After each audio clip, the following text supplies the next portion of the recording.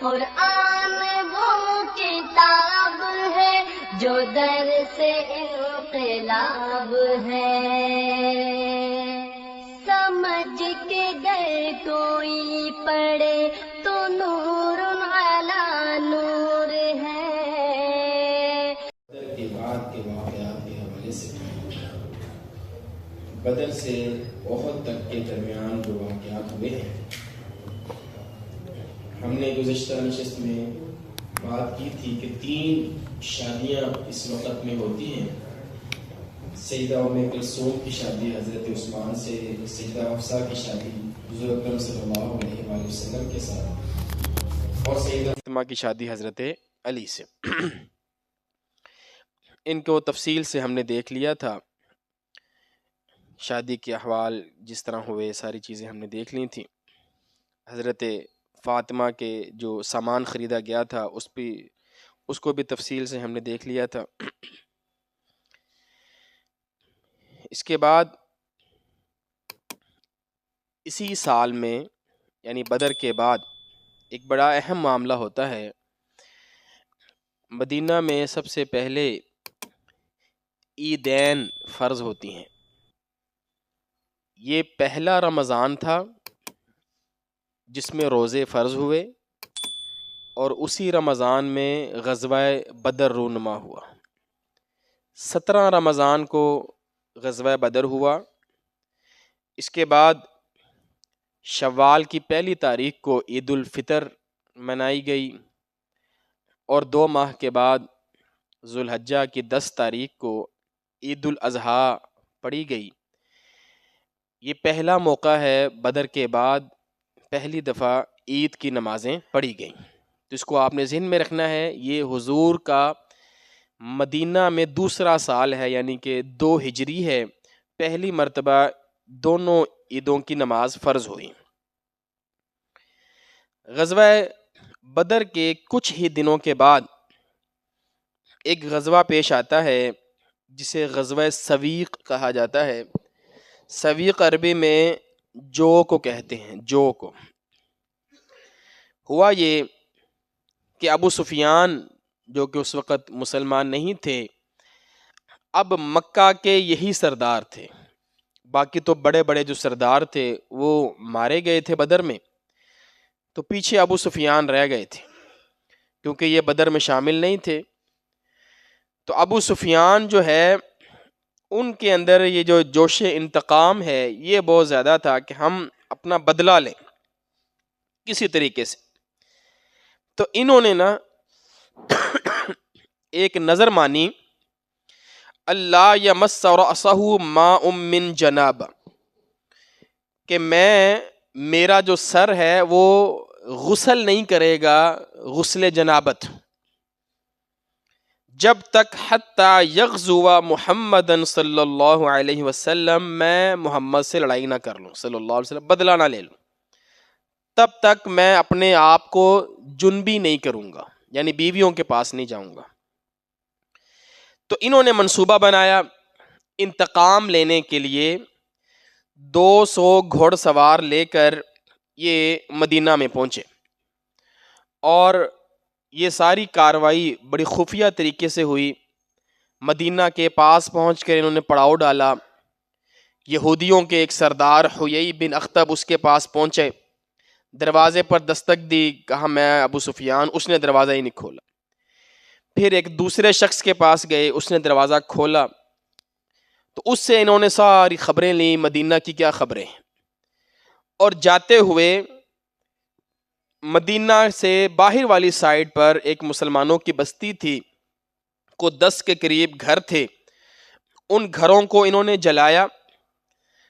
2 مسلمان تھے وہاں پر، وہ شہید ہو گئے۔ کچھ کھیت وغیرہ تھے وہ جلائے، اور جلا کر وہاں سے واپس نکل گئے۔ حضور کو جب یہ خبر پہنچی تو اللہ کے رسول صلی اللہ علیہ وآلہ وسلم نے ان کا پیچھا کیا۔ آپ خود بھی گئے، آپ نے اپنے صحابہ کو بھی ساتھ لیا۔ جب آپ پیچھے جا رہے تھے تو انہوں نے کیا کیا، جو اپنے اونٹ ابو سفیان لے کر آئے تھے اس کے اوپر کچھ جو تھا، جو کی بوریاں تھیں، یہ وہ کھانے کے لیے اپنے ساتھ رکھتے تھے کہ کئی کئی دنوں کا سفر ہوتا تھا. تو اب وہ جو ہے نا اس کا وزن تھا. انہوں نے کیا کیا, بھاگنے کے لیے, کیونکہ ان کو پتہ لگ گیا کہ اللہ کے رسول کو پتہ لگ گیا حضور آ رہے ہیں, انہوں نے بھاگنے کے لیے اپنے اونٹوں کی سپیڈ بڑھانے کے لیے اس جو کو پھینکتے رہے. ایک بورا پھینکا, تھوڑا بورا پھینکا. اچھا, اس سے ایک تو نشانی بھی بن گئی صحابہ کرام کے لیے کہ ادھر جو پڑی ہے, پھر وہاں جو پڑی ہے, پھر وہاں پڑی ہے, تو اس طرف گئے ہیں. تو یہ کیا کیا انہوں نے, جو پھینکتے گئے, اس لیے اس غزوہ کو غزوہ سویق کہا جاتا ہے. لیکن یہ مسلمانوں کے ہاتھ نہ آئے اور وہاں سے واپس نکل گئے. اسے ابو سفیان نے اس وقت اپنی فتح سمجھا یا اپنا بدلہ سمجھا کہ میں نے بدلہ لے لیا ہے اور میں نے اپنی نظر پوری کر لی ہے. کچھ دو کا ذکر ہے, 2 غلام تھے وہاں پہ, 2 مسلمان تھے, وہ شہید ہوئے تھے. جب حضور وہاں سے واپس آئے تو صحابہ کرام نے ایک سوال کیا بڑا دلچسپ. کہنے لگے یا رسول اللہ اتطمع لنا ان تکون غزوہ, حضور یہ ابھی جو ہم ان کے پیچھے گئے تھے, ہم نے ان کا پیچھا کیا, کیا یہ جو ہم نے محنت کی نکلے ہم, کیا یہ بھی جہاد اور غزوہ لکھا جائے گا ہمارے بارے میں, ہماری نیکیوں میں یہ غزوہ لکھا جائے گا؟ قال نعم, حضور نے فرمایا ہاں یہ بھی تمہارا غزوہ لکھا جائے گا, جہاد لکھا جائے گا. اس کے بعد یہ بدر کے چونکہ تناظر میں تھا اس لیے ہم نے اس کو دیکھ لیا, اور کچھ چیزوں کو ہم سکپ کر رہے ہیں. اس طرح کے چھوٹے چھوٹے اور بھی سریے ہوتے ہیں. ایک اور بڑا واقعہ ہوتا ہے کعب بن اشرف کا قتل. کعب بن اشرف جو ہے یہ یہودی ہے, اس کا جو باپ ہے وہ عربی تھا, یمن کا رہنے والا, بھاگ کر مدینہ آ گیا, یثرب آ گیا. یثرب کے جو یہودی تھے ان کے ساتھ رہنے لگ گیا, ان کا حلیف بن گیا, دوست بن گیا. ان کے ہاں اس کی شادی ہو گئی. تو ماں بیوی اس کی یعنی یہودی تھی, خود وہ عربی تھا.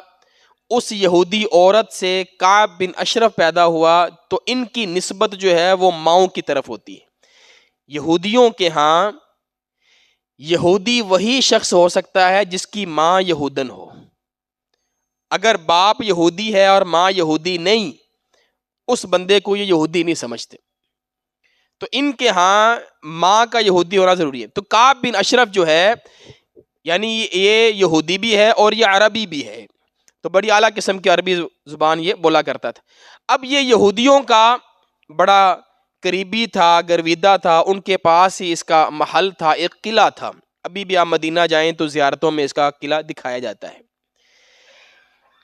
کعب بن اشرف جو ہے یہ حضور کا گستاخ تھا, آپ کے بارے میں شعر وغیرہ پڑھا کرتا تھا, امیر آدمی تھا, حضور کے پاس آیا جایا نہیں کرتا تھا, لیکن اپنے اشعار میں حضور کی حجب بیان کرتا تھا, آپ کو برا کہتا تھا. اور جب بدر ہو گئی اور مسلمان قوت پکڑنے لگے تو اس نے اپنی یہ جو گستاخیاں ہیں اس کو مزید زیادہ بڑھا دیا, یہاں تک کہ مسلمان عورتوں کے بارے میں بھی اس نے شعر پڑھنا شروع کر دیے, اور حضور اکرم صلی اللہ علیہ وآلہ وسلم کو بھی اس کی اطلاع پہنچتی رہتی تھی. یہودیوں کے ہاں یہ معزز آدمی تھا اور یہ امیر آدمی تھا, تو یہودی اس سے وظیفہ لینے کے لیے آیا کرتے تھے. ایک روایت ملتی ہے کہ ایک دفعہ یہودی اس کے پاس آئے, کچھ علماء یہودیوں کے, تو اس نے ان سے پوچھا کہ محمد کے بارے میں تم کیا کہتے ہو صلی اللہ علیہ وسلم. وہ یہودی علماء کہنے لگے کہ یہ وہی ہے جس کا ہم انتظار کر رہے تھے, اس کے اندر ساری نشانیاں موجود ہیں, یہ وہی نبی ہے. اس نے کہا چلو اٹھ جاؤ یہاں سے, آج کے بعد تمہارا وظیفہ بند, تمہیں کوئی وظیفہ نہیں ملے گا, تم اس کی سائڈ لیتے ہو, تم بے دین ہو گئے ہو. وہ واپس چلے گئے. کچھ دنوں کے بعد وہ واپس آئے, انہوں نے معذرت کی, انہوں نے کہا نہیں وہ سبقت لسانی ہو گئی تھی, ہماری جلد بازی میں ہمارے منہ سے نکل گیا تھا, نہیں ہم اسے یہ وہ والا نبی نہیں ہے. تو اس نے دوبارہ سے ان کے وظیفے جاری کر دی. یہ تو آپ لوگ پڑھتے رہتے ہیں نا, انہوں نے چند پیسوں کے پیچھے اللہ کی آیات کو بیچ دیا. تو یہ کعب بن اشرف کا بھی یہ واقعہ ملتا ہے. یہ کعب بن اشرف بدر کے بعد مکہ جاتا ہے, اور مکہ جا کر ان کو بھی ابھارتا ہے, اور ان کو جا کر کہتا ہے دیکھو تمہارے کتنے لوگ مارے گئے ہیں, اور تم آرام سے بیٹھے, تم نے بدلہ نہیں لینا, آؤ بدلہ لو محمد سے صلی اللہ علیہ وسلم.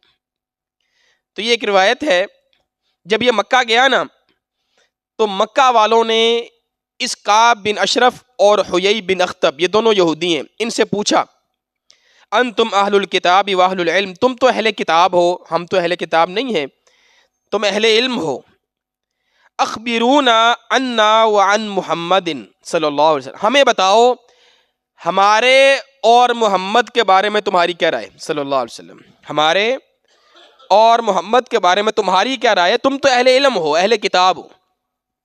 فقالو, اب جواب سنیے ذرا ان یہودیوں کا, کہتے ہیں ما انتم وما محمد, کہاں تم اور کہاں محمد صلی اللہ علیہ وسلم, یعنی کہ اس کا تو تمہارے ساتھ کوئی مقابلہ ہی نہیں ہے, نعوذ باللہ, تم کہاں پر.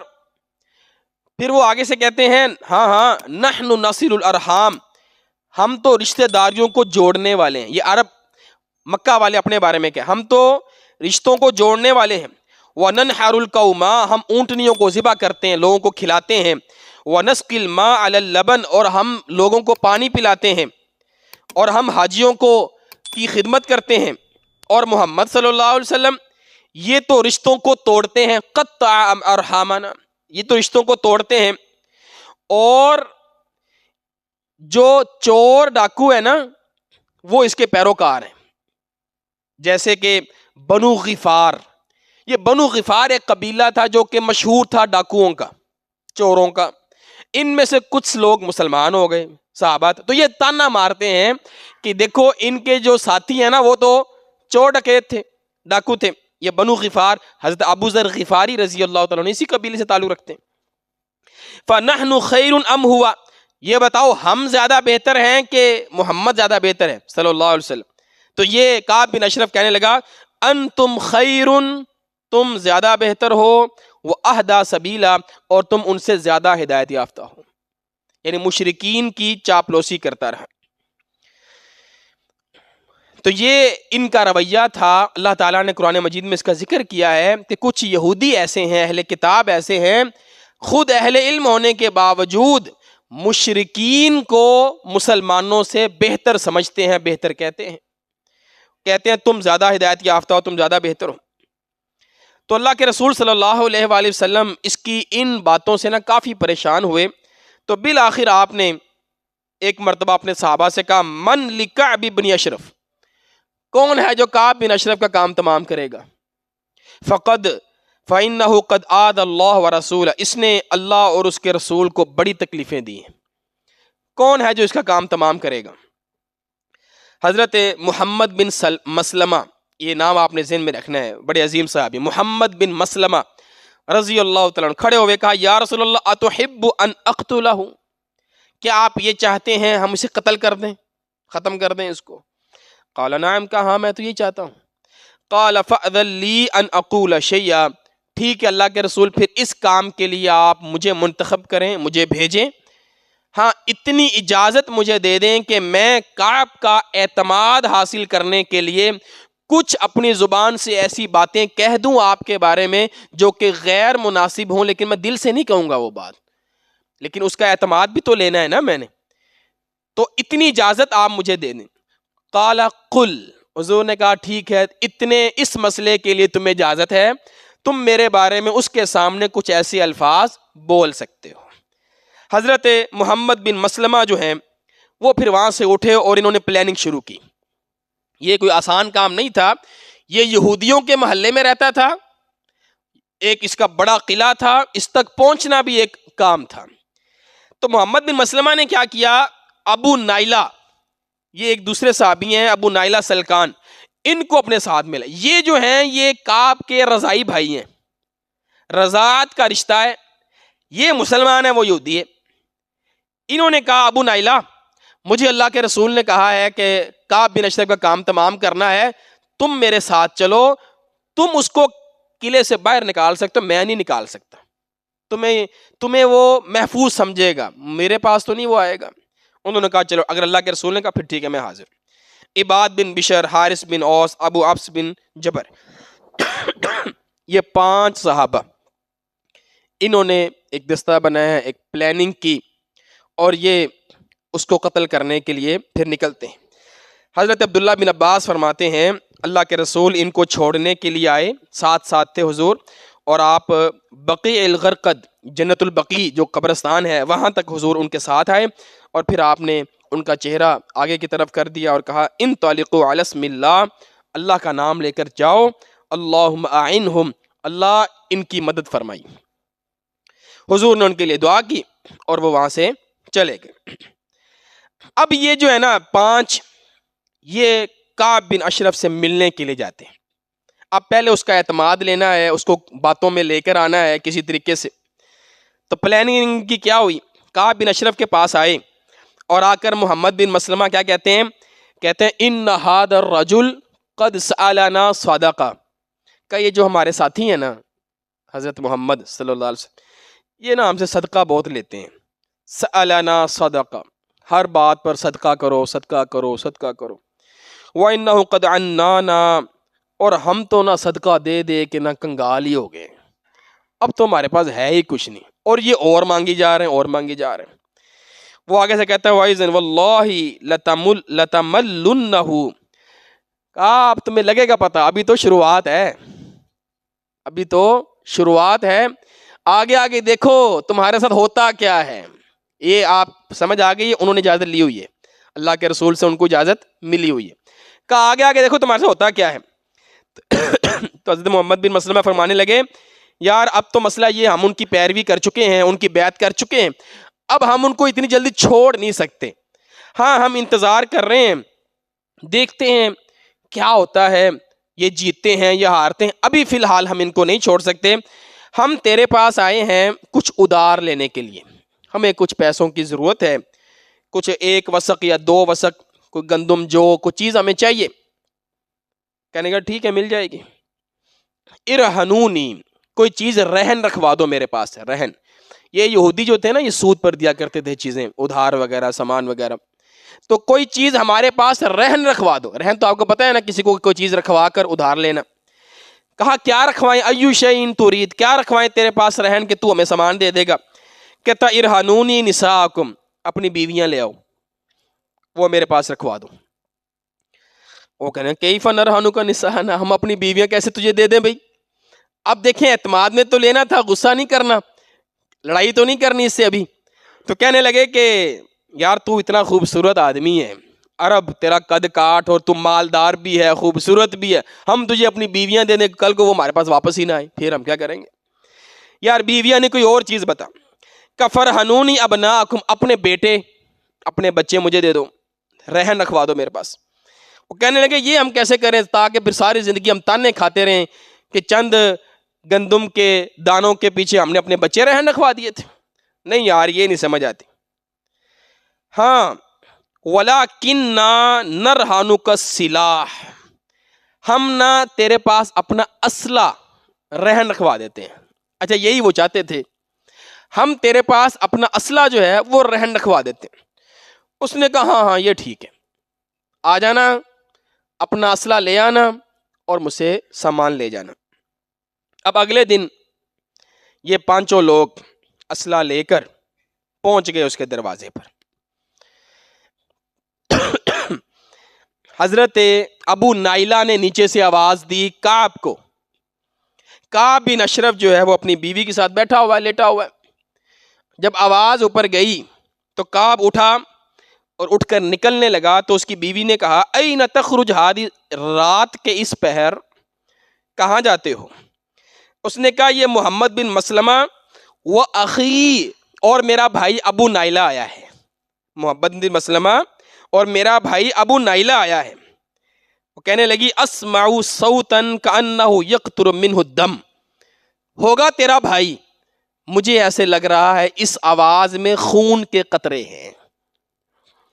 کہتا نہیں نہیں انما ہوا اخی، وہ میرا بھائی ہے، محمد بن مسلمہ ہے، وہ رضیعی، اور میرا رضائی بھائی ہے ابو نائلہ ہے۔ اور جب کسی معزز آدمی کو بلایا جاتا ہے نا رات کے پہر بھی تو وہ نہ نہیں کرتا، وہ جاتا ہوتا ہے۔ انہیں اپنے بارے میں اس نے کہا میں کیسے ان کو نہ کر دوں، میں نے جانا ہے۔ بہرحال وہ نیچے آیا، ملا، اب ان کی پلاننگ ہوئی تھی، انہوں نے وہاں پر اسلحہ وغیرہ اس کو پکڑا ہوا تھا ابھی پاس ہی، تو جیسے ملاقات ہوئی نا تو باتوں باتوں میں حضرت محمد بن مسلمہ کہنے لگے یار یہ تیرے بالوں میں خوشبو بڑی پیاری لگی ہوئی ہے. اس نے کہا واقعی. اس نے کہا ذرا سنگھاؤ تو صحیح. تو آگے ہو کے حضرت مسلمہ نے اس کے بالوں کی ایسے نا خوشبو سونگھی. تو کہنے لگا تمہیں کیا پتا مدینہ کی سب سے بہترین جو عطر بنانے والی عورت ہے وہ میرے پاس ہے, یعنی سب سے بہترین خوشبو میرے پاس ہے مدینہ کی. اچھا اب وہ ساتھ ابو نائلہ وہ کہنے لگے یار سانو بھی سنگا, ہم بھی دیکھیں. ان کو بھی سنگائی, چاروں نے اس کی خوشبو سونگھی. تو محمد بن مسلمہ کہنے لگے یار ایک باری اور ذرا.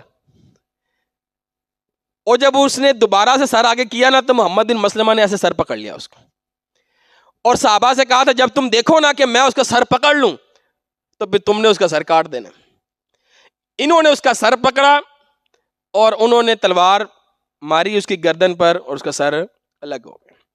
اتنے میں اس کی کوئی چیخ وغیرہ بھی نکلی, کوئی بولا, وہ یہودیوں نے سن لی اور یہودیوں نے اپنی اپنی جو آگ ہے وہ جلائی, روشنیاں جلائیں اور کہا یہ آواز کہاں سے آئی ہے.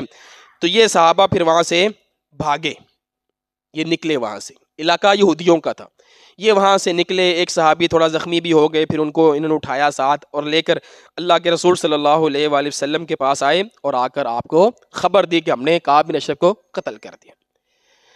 اب یہودیوں نے جب دیکھا رات کے اندھیرے میں بھائی کعب قتل ہو گیا ہے, یہ صبح اللہ کے رسول صلی اللہ علیہ وآلہ وسلم کے پاس اکٹھے ہو گئے.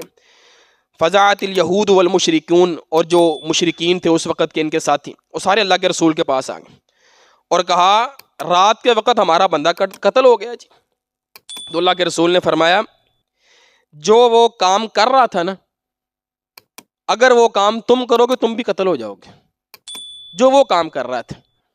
ہاں آؤ ہم نا دوبارہ سے ایک عہد کر لیتے ہیں, جیسے پہلے ہوا تھا نا میثاق مدینہ, یہودیوں کے ساتھ ایک عہد ہوا تھا, تو آؤ ہم نا دوبارہ سے ایک تجدید عہد کر لیتے ہیں. انہوں نے کہا ہاں ٹھیک ہے. تو اللہ کے رسول صلی اللہ علیہ وآلہ وسلم نے ان کے درمیان اور مسلمانوں کے درمیان ایک نیا عہد نامہ کیا, جس کو لکھا عامتاً صحیفتاً. تو یہ کعب بن اشرف کا معاملہ بھی یہاں پر ختم ہو گیا. اس کے بعد یہ جو سریہ ہے یہ غزوہ احد کا سبب بنا ہے, اس لیے ہم نے اس کو یہاں پر ذکر کیا ہے مختصراً. غزوہ احد کا جو بنیادی سبب بنا وہ یہ غزوہ ہے.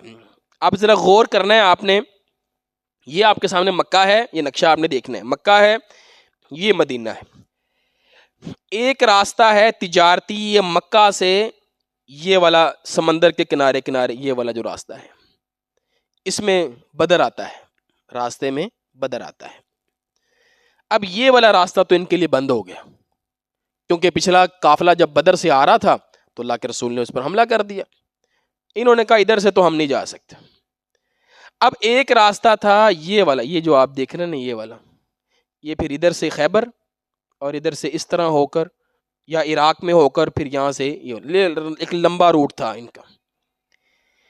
تو صفوان بن امیہ ایک تجارتی لشکر لے کر نا اس راستے سے نکلا.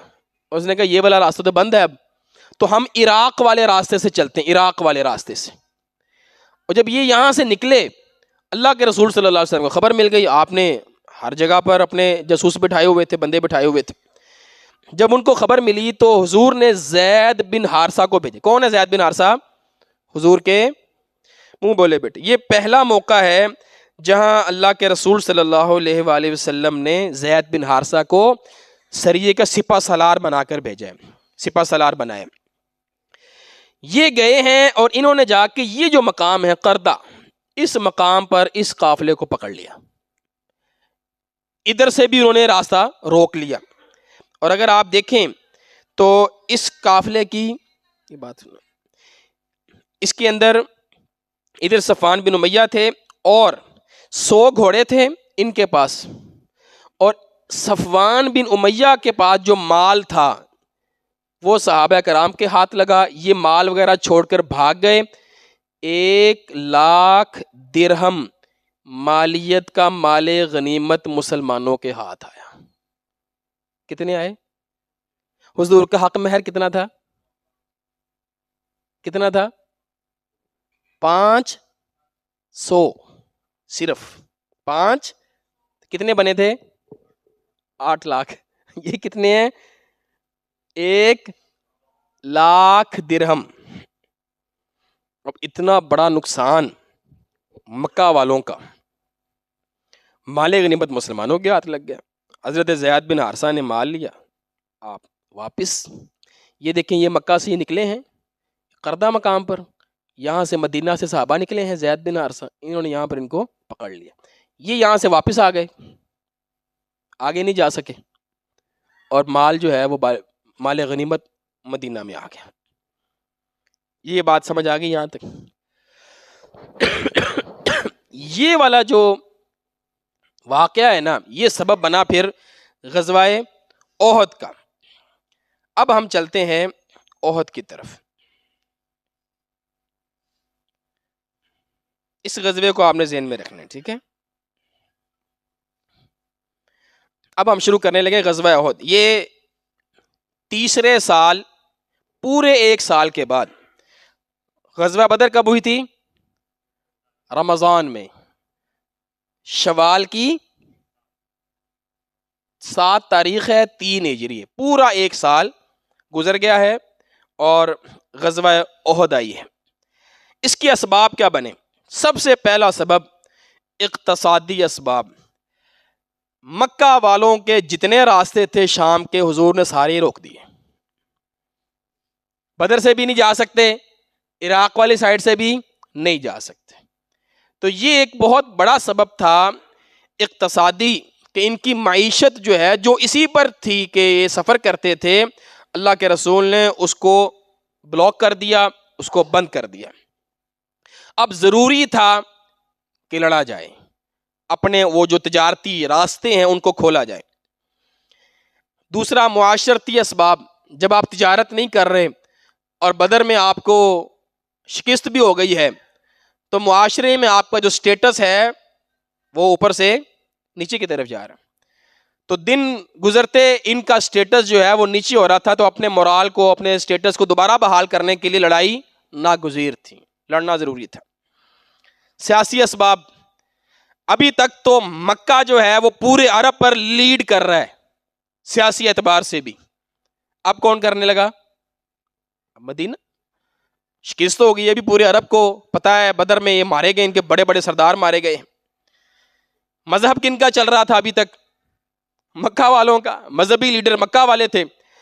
تو اگر اقتصادی، معاشرتی، سیاسی شکست ہو گئی ہے، اس کا مطلب یہ ہے مذہبی شکست بھی ان کی ہے، ان کا مذہب بھی اب نہیں بچے گا. یہ 4 طرح کے اسباب جب اکٹھے ہو گئے تو مشرکین کے سرداروں کے بچے، بیٹے، جن کے باپ سردار بدر میں مارے گئے، عبداللہ بن ابی ربیعہ، اس کا باپ ابو ربیعہ مارا گیا. اکرمہ بن ابو جہل، ابو جہل کے بیٹے اکرمہ، یہ بعد میں مسلمان ہو گئے، صحابی رسول ہیں. صفوان بن امیہ، امیہ جو حضرت بلال کو مارا کرتا تھا اور حضرت بلال نے بدر میں اس کو قتل کیا، ان کا بیٹا، اس کا بیٹا صفوان، یہ بھی مسلمان ہو گئے تھے بعد میں، یہ بھی صحابی رسول ہیں. یہ سارے اور اس طرح کے اور قریش جن کے یا باپ مارے گئے یا ان کے بیٹے یا بھائی مارے گئے، یہ سارے اکٹھے ہو کر ابو سفیان کے پاس آئے. سردار کون ہے؟ اب ابو سفیان ہے. تو ابو سفیان سے کہنے لگے کہ وہ جو تجارتی مال تم لے کر آئے تھے، جس کو پکڑنے کے لیے حضور آئے تھے بدر میں، اس کی مالیت تھی 50,000 درہم جاتے ہوئے، اور یہ پورا 100% پروفٹ لیا کرتے تھے. واپسی پر وہ مال ہو گیا 1 لاکھ درہم. 50,000 راس تھی ان کی، 50,000 منافع تھا ان کا. وہ 1 لاکھ ویسے کا ویسا ہی ابھی دار الندوہ میں موجود تھا، ان کا مال ابھی ادھر ہی پڑا تھا، کیونکہ ابھی یہ صدمے سے باہر ہی نکلے، ابھی یہ صدمے میں ہی ہے. بدر کا جو صدمہ ہوا ان کو ابھی اس میں ہی ہے، مال ابھی لوگوں میں تقسیم نہیں ہوا تھا. یہ سارے بڑے بڑے آئے اور انہوں نے آ کے کہا ان محمدن قد وطرکم صلی اللہ وقتل خیارکم، کہا تمہارے بڑوں نے نا محمد صلی اللہ علیہ وسلم نے تمہارے بڑوں کو قتل کر دیا، تمہارے بہترین لوگوں کو مار دیا ہے، اب یہ جو مال ہے نا اس کو استعمال کرو اس سے لڑائی میں، جو تمہاری راس ہے واپس لے لو، اور جو منافع ہے نا اس سے ہم محمد سے لڑائی کریں گے صلی اللہ علیہ وسلم، اور اپنا بدلہ بھی لیں گے، اور اپنا جو راستہ ہے تجارتی وہ بھی کھولیں گے ہم۔ انہوں نے آپس میں یہ طے کیا، 50,000 درہم واپس کر دیے گئے، 50,000 درہم غزوہ احد کے لیے انہوں نے رکھ لیے کہ ہم لڑیں گے اللہ کے رسول صلی اللہ علیہ وسلم سے جا کر۔ اللہ نے اس کا ذکر کیا قرآن میں، ان الذین کفروا، بے شک وہ لوگ جنہوں نے کفر کیا، ينفقون اموالہم، یہ بھی اپنا مال خرچ کرتے ہیں، لیصدوا عن سبیل اللہ، تاکہ لوگوں کو اللہ کے راستے سے روکے۔ یہ اس وقت نازل سورہ انفال میں ہے۔ اب یہ اکیلے تو نہیں آ سکتے تھے، اکیلے نہیں لڑ سکتے تھے، تعداد بھی تھوڑی تھی اور یہ اتنے کوئی جنگجو بھی نہیں تھے۔ انہوں نے کیا کیا، مکہ کے جو ارد گرد قبیلے تھے جن کے ساتھ ان کے اچھے تعلقات تھے ان کو بھی ساتھ میں ملایا، کیونکہ پیسہ تو ان کے پاس تھا، لالچیں دی انہوں نے لوگوں کو پیسوں کی، اور کہا کہ تم بھی ہمارے ساتھ چلو۔ تو اپنے بندے انہوں نے بھیجے جو دوسرے قبائل سے لوگوں کو لے کر آتے تھے ان کے پاس۔ انہوں نے پورا تیاری کی اپنی، آگے میں آپ کو بتاؤں گا کتنے گھوڑے تھے، کتنی زریں تھیں، اور دوسرے قبیلوں کو ساتھ ملایا اور قریش سے مکہ سے نکلنے لگے۔ یہ واحد غزوہ ہے اور پہلی جنگ ہے جس میں انہوں نے عورتوں کو بھی ساتھ میں شامل کیا۔ عورتیں خود ہی شامل ہوئیں، انہوں نے کہا ہم نے بھی تمہارے ساتھ جانا ہے۔ کہا کیوں جانا ہے؟ کہا پچھلی دفعہ ہم نہیں تھی نا، تم لوگ ہار بھی گئے اور تم لوگ واپس آ گئے ہمارے پاس، اب ہم بھی وہیں پر ہوں گی، مر جائیں گی، تم کس کے پاس واپس آؤ گے؟ پہلے تو تم ہمارے پاس واپس آ گئے نا، اب تو ہم بھی پیچھے نہیں ہوں گے تمہارا استقبال کرنے کے لیے، ہم بھی ادھر جائیں گے، اور ہمارے بھی بندے مارے گئے ہیں، ہم نے بھی بدلہ لینا ہے۔ تو قریش کی چند عورتیں شامل ہوئیں جن میں سر فہرست بڑا نام ابو سفیان کی بیوی ہند بنت عتبہ، اس کا باپ بھی مارا گیا، اس کا بھائی بھی مارا گیا، اس کا بیٹا بھی مارا گیا، 3 اس کے رشتے قتل ہوئے تھے بدر میں، ابو سفیان کے سسر سالہ اور ابو سفیان کے بیٹے بھی۔ اب ان کو بڑا غصہ تھا، تو یہ بھی اور بھی اکرمہ کی بیوی ہیں، حارث کی بیوی ہیں، صفوان بن امیہ کی بیوی ہیں، تو یہ کچھ عورتیں جو ہیں وہ اس غزوے میں شامل۔ انہوں نے کیا کیا وہ میں آپ کو آگے بتاؤں گا۔ ہند جو ہے یہ بڑی دیر سے وحشی کے پیچھے تھیں۔ وحشی ایک غلام تھا اور نیزے کا بڑا ماہر تھا۔ ناچتی ہوئی لڑکی کے سر پر ایک سوراخ سا وہ لگاتے تھے، اور وحشی جو ہے وہ اپنا نیزہ پھینکتا تھا اور اس سوراخ کے اندر سے گزر جاتا تھا۔ ناچتی ہوئی لڑکی، بڑی مہارت، حبشی تھے، حبشیوں کی ویسے بڑی مہارت ہوتی تھی۔ اللہ کے رسول نے وہ جو حضرت عائشہ کو دکھایا تھا مسجد نبوی میں، وہ کن کے تھے؟ حبشی تھے، جنگی کرتب کر رہے تھے جو۔ تو یہ کہا کرتی تھی وحشی سے، وَيْحَا أَبَا دَسْمَةَ اشفی وَاسْتَشْفِي، اے ابا دسمہ، اے وحشی میری بات مان، مجھے سکون دے، حمزہ کو قتل کرنا ہے، وَاسْتَشْفِي، میں تجھے سکون دوں گی، تجھے آزاد کروا دوں گی، تو غلام ہے، تیری آزادی اس چیز میں ہے کہ تو میرا بدلہ لے، اس کے باپ عتبہ کو حضرت حمزہ نے قتل کیا تھا۔ 3000 کا لشکر ہے، صرف مکہ والے نہیں ہیں، دیگر قبیلے بھی ہیں، 3000 ایک بڑی تعداد ہے۔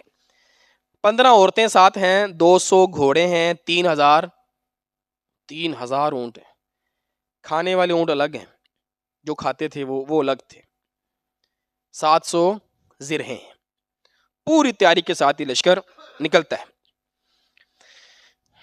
ادھر سے جب یہ نکلتے ہیں نا تو اللہ کے رسول صلی اللہ علیہ وآلہ وسلم کے ایک جاسوس، ایک ایجنٹ مکہ میں تھے۔ کون سے ہو سکتے ہیں؟ بڑا معروف نام ہے، عام سا نام ہے۔ بدر میں وہ قیدی بن گئے تھے، انہوں نے کہا میں نے اسلام قبول کیا ہوا ہے۔ حضرت عباس حضور کے چچا، حضور نے ان سے کہا آپ نے مدینہ نہیں آنا، آپ نے مکہ میں رہنا ہے تاکہ ہمیں خبریں ملتی رہیں. اسلام آپ کا قبول ہے, رہنا آپ نے مکہ میں ہے. فتح مکہ تک حضرت عباس مکہ میں ہی تھے اور حضور کے مخبر تھے. انہوں نے خط لکھا اور ایک بندے کو ہائر کیا, کہا 3 دن کے اندر اندر تو نے مدینہ پہنچنا ہے. وہ مدینہ پہنچا اور اس خط میں اس نے یہ لکھا ہوا تھا, اللہ کے رسول نے حضرت ابی بن کعب, حضور ایک گھر میں تھے, ساتھ میں ابی بن کعب تھے. ابی بن کعب سے حضور نے کہا پڑھو خط, اور اونچی بات میں نہیں پڑھنا, صرف مجھے بتانا ہے کیا لکھا ہے, خفیہ چیزیں ہوتی ہیں. حضرت عباس تھے. کہا ان قریشن قد اجمعت المسیر, قریش ایک قافلہ تمہارے لیے آپ کی طرف آنے کے لیے تیار کر رہے ہیں. وقت توجہ الیک, وہ نکل پڑے ہیں آپ کی طرف. وہم 3,000 3,000 ہیں. 100 فرسن 200 گھوڑے ہیں. 700 دارعین 700 زرہیں ہیں. 3,000 بعیر 3,000 اونٹ ہیں, اور اسلحہ ہے ان کے پاس. یہ آپ کے پاس آپ کی طرف آ رہے ہیں. پوری رپورٹ اللہ کے رسول کو پہنچ گئی. اچھا اب یہ روٹ دیکھیں اگر آپ, یہ مکہ ہے, یہاں سے یہ مدینہ کا راستہ ہے, ٹھیک ہے. حضور کو سب سے پہلے خبر ملی مکہ سے, کس نے دی؟ حضرت عباس نے. جب قافلہ پہنچا نا ذی طوا پر, تو ایک اور بندہ تھا عمر بن سالم, انہوں نے بھی اللہ کے رسول کو خبر دی. ذوالحلیفہ پر پہنچے تو اللہ کے رسول نے 2 صحابہ کو بھیجا, انس اور مؤنس, ان دونوں کو بھیجا, یہ بھی خبر لے کر آئے. ابھی وہ مدینہ نہیں پہنچے, 3 مرتبہ حضور کو خبر پہنچی. اب آپ اندازہ لگائیں حضور کی انٹیلیجنس کا. انس اور مؤنس جو ہے یہ بھی اللہ کے رسول کے پاس خبر لے کر گئے. اچھا چوتھی اطلاع, جو وہ بالکل احد کے پاس آ کر بیٹھ گئے نا مدینہ کے پاس, حضور نے ایک اور صحابی حباب بن منذر کو بھیجا, جاؤ ذرا خبر لے کر آؤ ان کی. اب یہ اتنے ماشاءاللہ تیز تھے, انہوں نے کیا کیا, یہ ان کے اندر ہی چلے گئے. 3,000 کا لشکر ہے, کسی کو کیا پتا کون ہے, یہ ان کے اندر ہی چلے گئے اور ان کے ساتھ رہنے لگے. تو کچھ دیر رہ کر نہ واپس آئے تو اللہ کے رسول صلی اللہ علیہ وسلم نے پوچھا ما رأیتا, کیا دیکھا ہے بھائی؟ تو کہنے لگے اللہ کے رسول میں نے دیکھا ان کی تعداد کافی ہے, 3,000 3,000 ہیں, یزیدون قلیلا, یا تھوڑے سے زیادہ ہوں گے اس سے یا تھوڑے سے کم ہوں گے. ان اندازہ ہے 3,000 کے قریب ہیں. 200 گھوڑے ہیں اور بہت ساری زرہیں ہیں ان کے پاس, 700 کے قریب. حضور نے کہا حل رأیتا, کیا تم نے خواتین کو بھی دیکھا؟ عورتیں بھی تھیں. قال رأیت النساء, ہاں اللہ کے رسول میں نے عورتوں کو دیکھا. معہن, ان کے ساتھ دفاف, دف بھی ہے, بجانے والی دف, میوزک انسٹرومنٹ بھی ان کے ساتھ ہیں, اور طبلے بھی ہیں ان کے پاس. اللہ کے رسول صلی اللہ علیہ وسلم نے فرمایا اچھا, ان کا ارادہ یہ ہے کہ جنگ کے دوران یہ عورتیں ان مردوں کو ابھاریں گی لڑائی کے لیے, اور بدر کے جو ان کے قتل ہوئے ان کا ذکر کریں گی, ان کا نام لے لے کر ان کو ابھاریں گی. حسبنا اللہ و نعم الوکیل, ہمارے لیے اللہ کافی ہے اور اللہ سب سے اچھا وکیل ہے. ویسے آپ اندازہ کریں حضور کو کیسے پتہ لگا کہ وہ اس نیت سے آئی ہیں؟ یہ حضور کی فراست ہے کہ آپ کافروں کو سمجھتے ہیں, جانتے ہیں ان کے کیا حربے ہیں, ان کے کیا ارادے ہیں, یہ کیا کر سکتے ہیں, کیا کریں گے. تو کافروں کے حوالے سے معلومات ہونا یہ بھی اسلامی طریقہ کار ہے. اب یہ بالکل مدینہ کے قریب پہنچ گئے نا, تو جمعرات کی رات ہے, جمعرات کی رات ہے, جمعے والے دن حضور نکلے ہیں, ہفتے والے دن لڑائی ہوئی ہے. اب یہ جو جمعرات کی رات ہے نا, یہ رات پورے مدینہ کے اندر الرٹ جاری رہا, ریڈ الرٹ رہے, اور بڑے بڑے صحابی سعد بن معاذ, اسید بن حضیر, سعد بن عبادہ, یہ بڑے بڑے صحابہ اللہ کے رسول صلی اللہ علیہ وسلم کے دروازے پر ساری رات جو ہے وہ پہرا دیتے رہے. ڈر یہ تھا کہ کہیں اللہ کے رسول پر حملہ نہ ہو جائے. صبح ہوئی تو حضور نے فرمایا میں نے رات کو ایک خواب دیکھا. کون سی رات ہے؟ جمعرات کی رات ہے.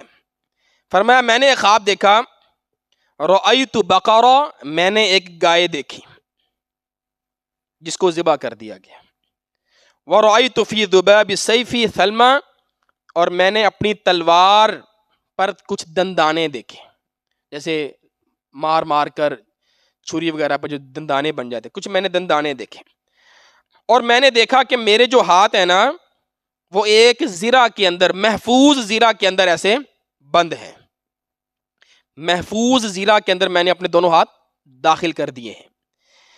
فَأَوَّلْتُهَا الْمَدِینَہ، یہ جو زرہ کے اندر میں نے ہاتھ ڈالے ہیں نا، اس سے مراد مجھے لگتا ہے اس کی تعبیر ہے مدینہ، کہ ہم مدینہ میں رہ کر لڑائی کریں گے۔ اور جو میں نے بقرہ گائے ذبح ہوتے دیکھی ہے نا، اس کی تعبیر یہ ہے کہ میرے کچھ صحابہ قتل ہوں گے، یقتلون، میرے کچھ صحابی شہید ہوں گے اس لڑائی میں۔ اور جو میری تلوار میں دندانے ہیں نا، فَهُوَ رَجُلٌ مِّنْ أَهْلِ بَيْتِي، یہ کوئی ایسا شخص ہے جو میرے گھر والوں میں سے قتل ہوگا۔ یہ حضور نے تعبیر کی، گائے سے مراد صحابہ میں سے قتل ہوں گے، اور تلوار سے مراد میرے گھر والوں میں سے کوئی شہید ہوگا۔ اس سے مراد کون تھے پھر؟ حضرت حمزہ رضی اللہ تعالی عنہ۔ یہ حضور نے خواب کی تعبیر بیان کی۔ حضور نے پھر نہ مجلس بلائی، جمعے والے دن صبح حضور نے مجلس شورا بلائی کہ آؤ بیٹھو ہم مشورہ کریں ہمیں کیا کرنا چاہیے۔ مشورہ اس بات پر ہے کہ ہم مدینہ کے اندر رہ کر لڑیں یا مدینہ سے باہر جا کر لڑیں۔ وہ تو آ گئے ہیں لڑنے کے لیے، اب ایک طریقہ یہ کہ ہم مدینہ میں رہیں، ان کو آنے دیں اندر، اور ہم یہاں پہ کھڑے ہو کر لڑیں۔ اللہ کے رسول صلی اللہ علیہ وآلہ وسلم کا موقف یہی تھا۔ حضور نے فرمایا ہمیں مدینہ کی گلیوں کا، راستوں کا علم ہے، ہمارے بچے عورتیں گھروں کے اوپر چڑھ جائیں گے اور ان کے ہاتھ میں ہم پتھر پکڑا دیں گے، وہ اوپر سے پتھر ماریں گے، ہم نیچے ان سے لڑیں گے، ان کو تو اتنا راستوں کا نہیں، ہم مدینہ کے اندر رہ کر لڑیں۔ میری رائے یہ ہے، کیونکہ حضور نے اپنے خواب کی تعبیر جو کی تھی وہ کس سے کی تھی؟ مدینہ سے، کہ ہم محفوظ رہیں گے مدینہ میں، ہمیں باہر نہیں جانا چاہیے۔ جب حضور نے اپنی رائے سامنے رکھی نا، تو سب سے پہلے عبداللہ بن ابی کھڑا ہوا، عبداللہ بن ابی منافق، وہ کھڑا ہوا، کہنے لگا ہاں ہاں حضور، ہم جاہلیت میں آپ سے پہلے بھی لڑتے رہے ہیں، اور ہم کیا کرتے تھے، اپنی بچوں کو اور اپنی بیویوں کو اوپر لے جاتے تھے قلعوں کے اوپر، وہ اوپر سے پتھر مارتے تھے، اور واللہ کئی مہینے جو ہے وہ ہم اس طرح لڑائی کر لیا کرتے تھے، اور اس طرح ہم مدینہ کے اندر رہ کر لڑا کرتے تھے۔ آپ ایسے کریں، اطعنی فی ھذا الامر، یہی کام کریں، مدینہ کے اندر رہ کر لڑیں۔ وَاعْلَمْ أَنِّي وَرِثْتُ هَذَا الرَّأْيَ مِنْ أَكَابِرِ قَوْمِي وَأَهْلِ الرَّأْيِ مِنْهُمْ، اور حضور جو میری رائے ہے نا، یہ کوئی عام رائے نہیں ہے، مجھے یہ فیصلہ کرنے کی اور یہ جو رائے دینے کی صلاحیت ہے یہ اپنے بڑوں سے ملی ہے، میرے بڑے بڑے سیانے تھے، بڑے اہل رائے تھے، ان سے مجھے ملی ہے، اور ہم جو ہیں وہ لڑائی کے بڑے تجربہ کار لوگ ہیں۔ اصل میں یہ چاہتا تھا لڑنا نہ پڑے، اپنے اپنے گھروں میں بیٹھے رہیں، یہ جانے اور مشرکین جانے، تو اس نے یہ مشورہ دیا۔ حضور اکرم صلی اللہ علیہ وآلہ وسلم نے بھی یہی فرمایا، امکثوا فی المدینہ، ہمیں چاہیے ہم مدینہ میں رہیں اور مدینہ میں رہ کر ہم اپنا دفاع کریں۔ جو بڑے صحابہ تھے، کبار صحابہ جو عمر میں بڑے تھے، انہوں نے بھی یہی کہا کہ ہم مدینہ میں رہنا چاہیے ہمیں، حضور کی رائے بالکل ٹھیک ہے۔ لیکن جو جوان تھے نا، جو جوشیلے تھے، جذباتی تھے، یا انصار میں سے تھے، انصار میں سے، انہوں نے کہا نہیں حضور، اخرج بنا الی عدونا، حضور ہم بدر میں بھی شامل نہیں ہو سکے، اور بدر میں شامل نہ ہونا یہ ہمارے لیے بڑی شرمندگی کا باعث ہے، ہم کیوں نہیں گئے بدر میں، اب اللہ نے ہمیں یہ موقع دیا ہے کہ ہم ان سے لڑیں، تو حضور ہم تو محبت کرتے ہیں دشمن سے ملاقات کی، اور ہمیں چاہیے کہ ہم باہر نکلیں۔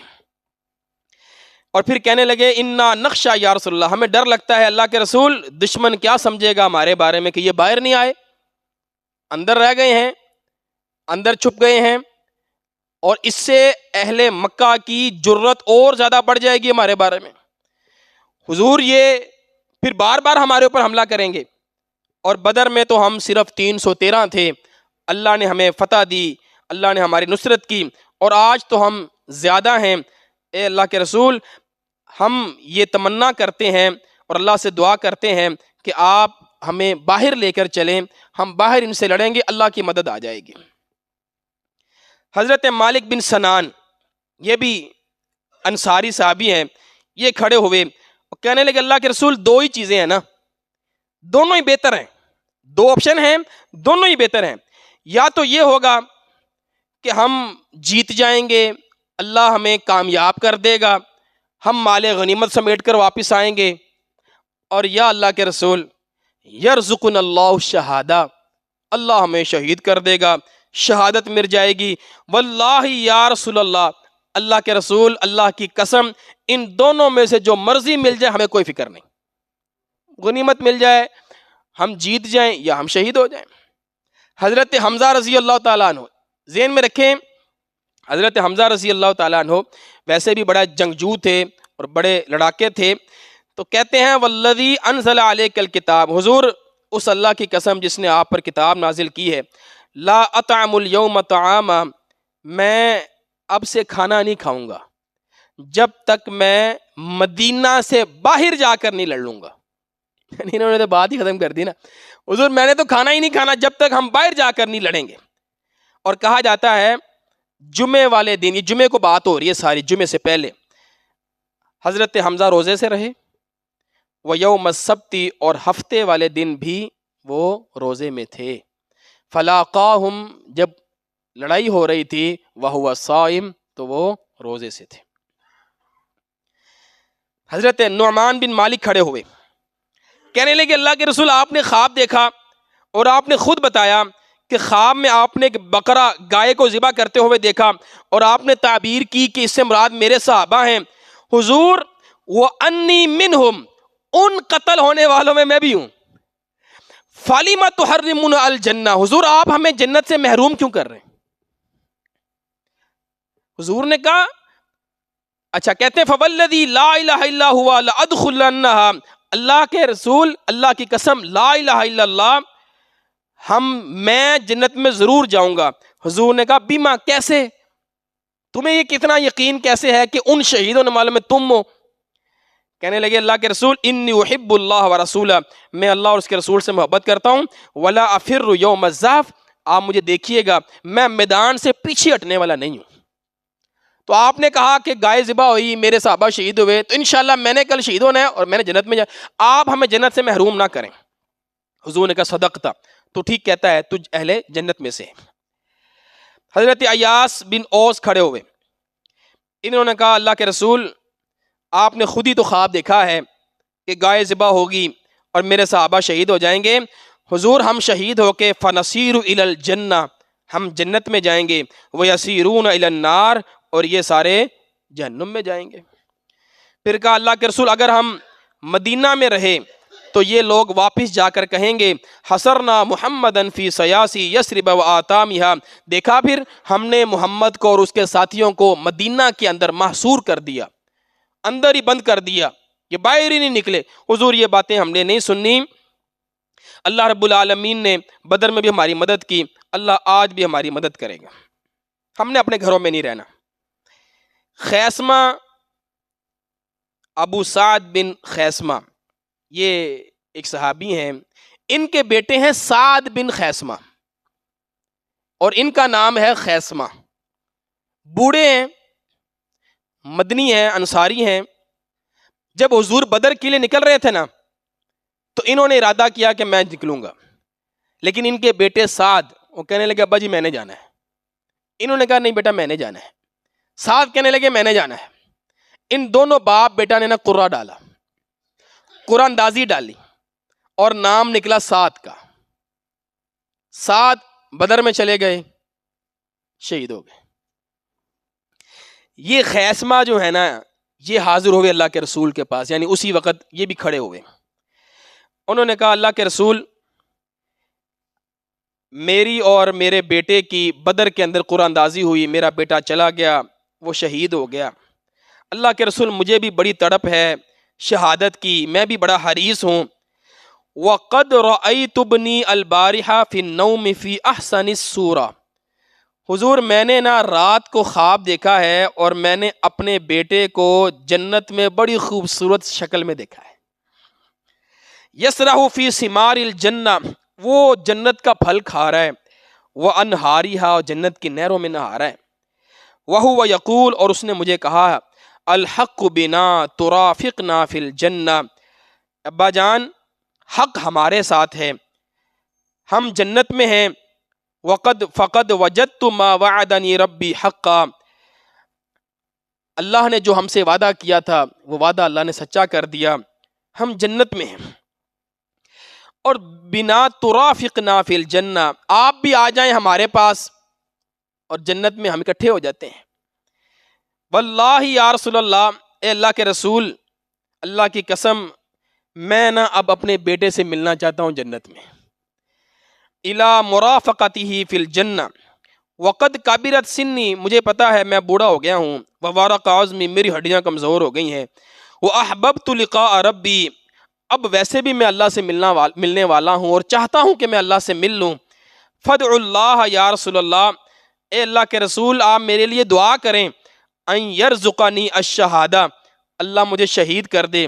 व मुराफ़क़त सादिन फिल जन्ना, और अल्लाह जन्नत में मुझे साद के साथ मिला दे। हुजूर ने उनके लिए दुआ की। फ़क़ुतिला बि उहदिन शहीदा, और ये भी फिर उहद में शहीद हुए। ये सहाबा किराम के जज्बात थे उहद के मशवरे में।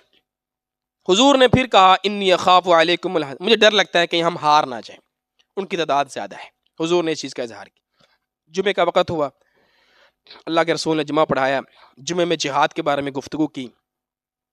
जुमे के बाद आपने कहा तैयारी करो, भाई हम बाहर जाएंगे। आपने फैसला कर लिया कि हम बाहर जाएंगे। सहाबा तैयारी करने लगे। असर की नमाज हुजूर ने पढ़ाई, ये जुमे वाले दिन की बात हो रही। नमाज पढ़ाने के बाद हुजूर अपने घर आए, अबू बकर भी साथ हैं और उमर भी साथ हैं। फ़अम्ममाहु, हज़रत अबू बकर और उमर ने मिलकर हुजूर को पगड़ी पहनाई, तैयारी करवा रहे हैं अल्लाह के रसूल को। वलबिसाहु, और आपको ज़िरा पहनाई, जो जिहाद की लोहे की ज़िरा होती है वो अल्लाह के रसूल को पहनाई। जब हुजूर तैयार हो रहे हैं ना, बाहिर साद बिन मुआज और उसैद बिन हुज़ैर, ये दो अंसारी सहाबी सरदार हैं, ये आए और इन्होंने सहाबा किराम से कहा यार तुमने क्या किया? हुजूर कह रहे थे कि हम मदीना के अंदर रह कर लड़ें, तुमने हुजूर के ऊपर प्रेशर डाला और ऐसी गुफ्तगू की, तुम्हारी वजह से अल्लाह के रसूल ने अपनी राय बदली, ये तुमने सही नहीं किया। उनको भी एहसास हुआ कि यार वाकई हमने जोर डाला है, अल्लाह के रसूल तो अंदर ही, चलो हम कह देते हैं हुजूर को। हुजूर जैसे ही बाहर आए ना तो सहाबा किराम ने फ़ौरन अल्लाह के रसूल के सामने नदामत का इजहार किया कि हुजूर हम शर्मिंदा हैं, हमने आपको मजबूर किया, अगर आप चाहते हो हम मदीना में ही रह देते हैं। हुजूर ने वहाँ पर एक तारीख़ी जुमला कहा था, फरमाया अम्बिया जब ज़िरा पहन लेते हैं तो फिर उतारते नहीं। अब मैंने तैयारी कर ली, अब मैंने पहन ली है, चलो अब अल्लाह ही हमारा फैसला करेगा, अब जो होगा अल्लाह के सुपुर्द। उन्ज़ुरू मा अमरतुकुम बिही फत्तबिऊ, बस ख्याल रखना जो मैं तुम्हें हुक्म दूँ उसकी पैरवी करना, उसको मानना। इम्ज़ु अला इस्मिल्लाह, निकलो अल्लाह का नाम लो। फलकुमुन नस्रु मा सबरतुम, तुम सब्र करोगे तो अल्लाह की मदद आएगी।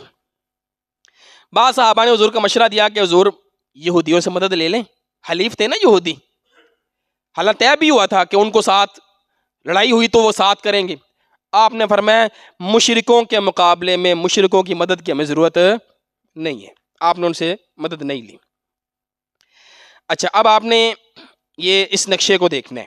हमारी बात हो गई असर की नमाज के बाद हुजूर निकले, मगरिब इशा हुजूर ने रास्ते में पढ़ी है, इकट्ठी नमाज आपने पढ़ाई है, और फजर भी आपने रास्ते में पढ़ी है। वो आगे एक मस्जिद है कि मैं आपको दिखाता हूँ।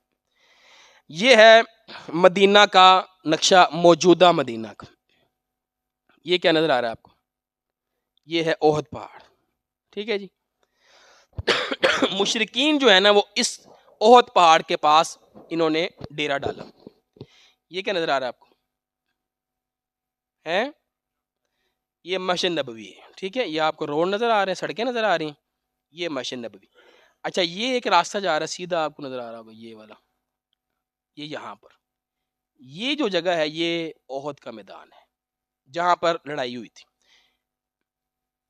ये मस्जिद नबवी है, ये ओहद है, ये वो मकाम है जहां लड़ाई हुई। मुशरिकीन इधर से आए, मुसलमान इधर से गए, मस्जिद नबवी से, ठीक है जी। ये वाला एरिया, इसको करीब से देखें تو یہ اس وقت اس طرح اس کے اوپر روڈ بنا ہوا ہے ایسے. یہ پیچھے سارا جبل احد ہے اور یہ اب آبادیاں وغیرہ ساری بن گئی ہیں یہاں پر, سڑکیں وغیرہ آبادی وغیرہ ہے. یہ وہ مقام ہے, یہ 4 دیواری آپ سمجھ لیں جس کے اندر لڑائی ہوئی ہے. ٹھیک ہے جی, اس کو مزید قریب سے دیکھ لیں. یہ روڈ جا رہے ہیں, یہ وہ مسجد ہے جو ابھی اگر آپ احد کے میدان میں جائیں تو وہاں مسجد تعمیر ہوئی ہے. یہ وہ مسجد ہے, کافی بڑی اوپر سے نظر آ رہی ہے. یہ مسجد نبوی ہے, یہ راستہ ہے, یہ مدفن شہداء احد یہیں پر ہیں. یہ کوہ احد ہے, احد پہاڑ ہے. مسجد شیخین ہے, اس جگہ پر حضور نے مغرب عشاء پڑھی اور فجر کی نماز پڑھی. آپ نے پڑاؤ کیا تھا ادھر. بدر میں احد میں حضور پہنچے ہیں فجر کے بعد, صبح روشنی کے وقت آپ احد کے میدان میں پہنچے. ادھر آپ نے شب گزاری, رات گزاری آپ نے اس جگہ پر. یہ مسجد شیخین کے نام سے مدینہ میں مشہور ہے. تو راستے میں شاید ایک جگہ پر نا اللہ کے رسول صلی اللہ علیہ وسلم نے جو 15 سال سے چھوٹے لڑکے تھے ان کو واپس بھیج دیا. عبداللہ بن عمر بھی ان میں شامل ہیں. ان کی عمر اس وقت 14 سال تھی اور یہ دوبارہ شامل ہوئے غزوہ احزاب میں, تب ان کی عمر 16 سال تھی. تو 15 سے چھوٹے جو تھے نا ان کو آپ نے واپس بھیج دیا. زید بن ثابت کو, اسی طرح دوسرے صحابہ کو بھی آپ نے واپس بھیج دیا. اچھا, ایک صحابی تھے غالباً رافع بن خدیج, ان کو بتایا گیا حضور کو کہ یہ تیر انداز بہت اچھے ہیں, ان کو تیر بڑا اچھا چلانا, نشانہ بہت اچھا. حضور نے کہا چلو ٹھیک ہے اس کو رکھ لیتے ہیں. ان کے ایک ساتھی تھے سمورہ, وہ کہنے لگے حضور آپ نے اس کو رکھ لیا ہے, مجھے نہیں رکھا, آپ نہ میری کشتی کروا لیں, رافع کے ساتھ نا میری کشتی کروا لیں. اگر آپ نے رافع کو رکھا ہے نا, تو اگر میں نے رافع کو ہرا دیا تو پھر آپ مجھے بھی لے جانا. حضور نے پھر وہاں پر ان دونوں کی کشتی کروائی اور کشتی میں سامورا یسرع رافع, سامورا رافع سے جیت گیا. فاجازہ, تو اس کو بھی اجازت مل گئی. یہ بچے ہیں 15 سال سے کم, ان دونوں کو اللہ کے رسول نے پھر جانے کی اجازت دے دی احد میں. اچھا, اب جب آپ احد میں ابھی پہنچے نہیں ہیں, راستے میں ہیں, عبداللہ بن ابی جو ہے اس نے اپنے ساتھ جو منافقین تھے ان کو لیا اور کہا ہم تو واپس جا رہے ہیں. 1000 مسلمان تھے اور 300 بندے لے کر عبداللہ بن ابی وہاں سے نکل گیا. کتنے رہ گئے پیچھے؟ ادھر کتنے ہیں؟ 3000.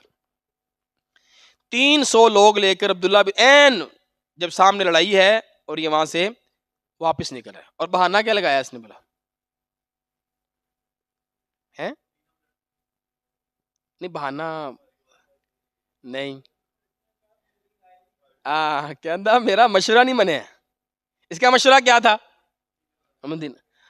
ساڈا مشورہ نہیں منیا, اسی بھی نہیں جانا انہاں دے نال. اچھا, پہلے بھی رک سکتا تھا نا, یہ نکلتا ہی نہ وہاں سے. نکلا کیوں؟ کمزور کرنے کے لیے, دوسرے ساتھیوں کو بھی کمزور. اچھا یار ہم تو 1000, یہ کہ ہم 700 رہ گئے, یہ اتنے 301 بندے ہوتے ہیں, 300 لوگ واپس جا رہے ہیں, تو کئی لوگوں کے حوصلے پست ہوئے اس کی حرکت سے. ایک صحابی تھے عبداللہ بن عمر بن حرام اور بنی سلمہ, انہوں نے نا ان کو آواز دی, یا قوم اذکرکم اللہ, میں تمہیں اللہ سے ڈراتا ہوں اس حالت میں کہ جب سامنے دشمن ہے تم اللہ کے رسول کو چھوڑ کر جا رہے ہو. اگلی انہوں نے بات کی, کہتے ہیں لڑائی لڑائی کوئی نہیں ہونی.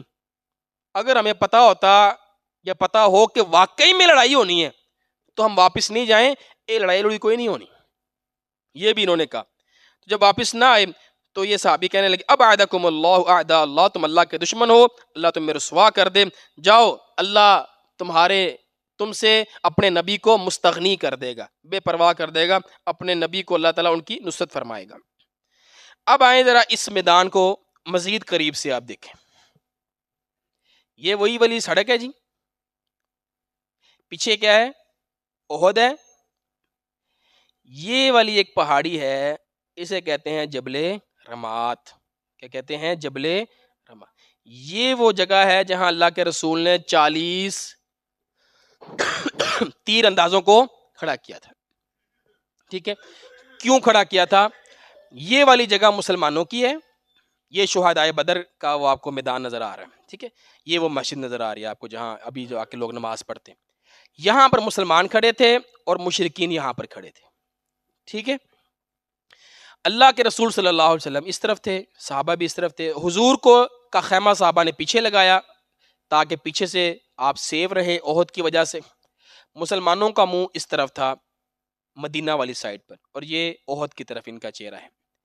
حضور نے یہاں پر تیر انداز کھڑے کیے تھے کہ کسی طرح یہ لوگ یہاں سے حملہ نہ کریں، اس سائڈ سے یہ حملہ نہ کر سکیں. اس جگہ کو آپ نے کور کیا، اس راستے کو یہاں پر صحابہ کو کھڑا کر دیا. یہ والی جگہ تو لڑائی کی ہے، ادھر سے تو وہ آ ہی رہے ہیں، اگر یہ ادھر سے آئے تو یہ پیچھے سے حملہ کر دیں گے اور یہ نقصان ہوگا. تو حضور نے ان سے کہا کہ تم نے نا نیچے نہیں اترنا، جو مرضی ہو جائے، ہم جیتیں ہاریں، پرندے ہمارے جسموں کو نوچیں، تم نے نیچے نہیں آنا. تو یہ وہ پہاڑ ہے، اسے جبل رماد کہتے ہیں. ٹھیک ہے، یہ مشرکین کی جگہ، یہ مسلمانوں کی جگہ ہے. یہ والا جبل رماد ہے، ٹھیک ہے، چھوٹی سی پہاڑی ہے ایک. جبل رماد مارکا یہاں پر ہوا، اور یہ جبل احد ہے. یہ وہ مسجد ہے احد کے میدان میں جو ابھی موجود ہے، یہ احد پہاڑ ہے. حضور نے مدینہ میں عبداللہ بن ام مکتوم جو کہ نابینا صحابی تھے ان کو امام بنایا، اور آپ نے انصار کے 2 گروہ بنائے، خزرج اور اوس. مہاجرین کا ایک، مصعب بن عمیر کو جھنڈا دیا، اسید بن حزیر اور حباب بن منذر ان کو جھنڈے دیے اللہ کے رسول نے. یہ مصعب بن عمیر وہی والے جو مدینہ میں آئے تھے دائی بن کر، اور اس غزوے میں یہ شہید ہو جاتے ہیں. فوج 1000 تھی، 300 چلے گئے، 50 گھوڑے تھے، 100 زرہیں تھیں. اچھا، ہفتے کا دن 8 شوال، پیچھے 7 لکھا ہوا تھا نا، ہاں تو وہ غلط ہو گیا. تو 8 شوال ہے، ہفتے کا دن ہے. اللہ کے رسول صلی اللہ علیہ وآلہ وسلم صفوں کو درست فرما رہے ہیں. اللہ نے قرآن میں اس کا ذکر کیا، وَإِذْ غَدَوْتَ مِنْ أَهْلِكَ تُبَوِّئُ الْمُؤْمِنِينَ مَقَاعِدَ لِلْقِتَالِ. جب یاد کرو اس وقت کو جب تم اپنے گھر سے نکل کر میدان احد میں گئے اور وہاں مومنین کو قتال کے لیے جا بجا مقرر کر رہے تھے، یعنی صفیں درست فرما رہے تھے اللہ کے رسول ہفتے والے دن. احد کا جو ان کا شعار ہوتا ہے، پہچان ہوتی ہے صحابہ کرام کے درمیان، وہ تھا امت امت. اس کا مطلب ہے مار دو مار دو مار دو، امت امت مار دو. بدر میں کیا تھا؟ احد احد. بدر میں کیا تھا؟ احد. یہ پہچان ہوتی ہے کہ یہ بندہ ہمارا ہے. لڑائی کے اندر کہیں ایسا نہ ہو کہ انسان اپنے بندے کو قتل کر بیٹھے. وہ تو ہوتی نہیں تھی یہ جو ہے وردیاں وغیرہ، تو یہ شعار ہوتا تھا امت امت، تو پتہ لگتا تھا یہ ہمارا بندہ ہے. تو احد میں یہ والا شعار تھا. جب آپ صفیں سیدھی کر رہے تھے نا، تو حضور نے فرمایا کون ہے جو میری تلوار پکڑے گا، میری تلوار کون لے گا اور اس کا حق بھی ادا کرے گا. تو کافی صحابہ کرام نے کہا حضور آپ ہمیں دے دیں، آپ ہمیں دے دیں. حضور نے پھر پوچھا کون ہے جو میری تلوار لے گا. تو حضرت ابو دجانہ رضی اللہ تعالیٰ عنہ صحابی رسول یہ کھڑے ہوئے، کہنے لگے اللہ کے رسول پہلے یہ بتائیں وما حقہ، اس کا حق کیا ہے؟ آپ جو کہہ رہے ہیں اس تلوار کا حق ادا کرنا ہے، اس کا حق کیا ہے؟ حضور نے فرمایا ان تشرب به العدو حتى ينحني، اس سے دشمن کے چہروں کو مارو یہاں تک کہ یہ ٹیڑھی ہو جائے. اتنا اس سے لڑا جائے کہ یہ تلوار ٹیڑھی ہو جائے، اس کے دندانے خراب ہو جائیں. تو صحابی فرمانے لگے انا آخذہ یا رسول اللہ بحقہ، حضور پھر یہ حق تو میں ہی پورا کر سکتا ہوں، یہ آپ تلوار مجھے دے دیجیے. حضرت ابو دجانہ نے یہ تلوار پکڑی ہے، اور پھر ایک صحابی تھے جو خواہش مند تھے اس تلوار کے، انہوں نے کہا دیکھیں تو صحیح ابو دجانہ میں ایسی کون سی بات ہے. وہ ساری لڑائی جو ہے نا وہ حضرت ابو دجانہ کو دیکھتے رہے. بس پھر ابو دجانہ نے کسی بھی جو سامنے آیا اس کو پھر چھوڑا نہیں، خوب انہوں نے تلوار کا حق ادا کیا، اور اس کے دندانے واقعی میں ٹیڑھے ہو گئے. لڑتے لڑتے نہ لڑتے رہے. وہ کہتے ہیں صحابی کہ میں نے دیکھا کہ اس طرف ابو دجانہ ہے، جو سامنے آتا ہے ماری جا رہے ہیں، اور اس طرف کافروں میں بھی نا ایک بڑا تیغ زنی کرنے والا ہے، اس کے سامنے بھی جو مسلمان آتا ہے نا وہ ماری جا رہا ہے، شہید کری جا رہا ہے. تو کہتے ہیں میں نے دل میں سوچا مزہ تادے جی ابو دجانہ دا ان دن مقابلہ ہو، پھر پتہ لگے گا. کہتے ہوا یہی، وہ ادھر سے مارتے مارتے آیا، یہ ادھر سے مارتے مارتے جب پہنچے نا تو ان کا آمنا سامنا ہو گیا. کہتے پھر ان کے درمیان خوب لڑائی ہوئی اور حضرت ابو دجانہ نے اس کو قتل کر دیا. کہتے کرتے کرتے نا ابو دجانہ تو آگے ہی جائے کرتا کرتا ابو دجانہ رضی اللہ تعالیٰ عنہ وہاں تک پہنچے جہاں ان کی خواتین تھی. خواتین بالکل اینڈ پر ہوتی, پیچھے تھی. عورتوں نے جب دیکھا ابو دجانہ آ گئے ہیں, وہ بھاگنے لگیں. ایک عورت جو ہے نا وہ ابو دجانہ کے ہاتھ پہ آ گئی. لڑائی کے دوران مارنے لگے تو رک گئے, نہیں مارا, چھوڑ دیا اس کو. وہ لڑائی کے بعد صحابی نا ابو دجانہ سے کہنے لگے, ابو دجانہ میں نا ساری لڑائی تینوں ویخدا رہے ہیں, یہ بتا تو نے عورت کو قتل کیوں نہیں کیا؟ اس نے کہا میں ایک وار کرنا سی تو کام اس کا تمام ہو جانا تھا, لیکن نہ مجھے خیال آیا یہ تلوار ہے حضور کی اور اس کے بڑے حقوق ہیں, تو میں نے کہا حضور کی تلوار کسی عورت پہ چلے یہ مناسب نہیں ہے, میں نے اس عورت پر تلوار ہی نہیں چلائی.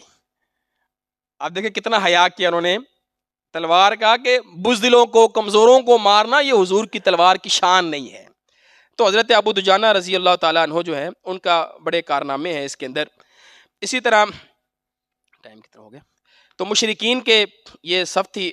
آخری بات کرتے ہیں, ہند اور جو عورتیں تھیں وہ جو اشعار پڑھ رہے تھے, جو جس کام کے لیے وہ گئے تھے, آپ ان کے اشعار کو ملاحظہ فرمائیں. کہتے ہیں اگر پیش قدمی کرو گے اور جیت کر واپس آؤ گے تو ہم تمہیں گلے لگائیں گے اور قالین بچھائیں گے, اور اگر پیچھے ہٹو گے تو روٹھ جائیں گی اور الگ ہو جائیں گے. یہ وہ اپنے شوہروں کو, اپنے جو ان کے مرد حضرات تھے ان کو ابھار رہی تھیں اس طرح کے اشعار وغیرہ پڑھ کر, اور اس کی وجہ سے کافر جو ہے وہ لڑائی کر رہے تھے.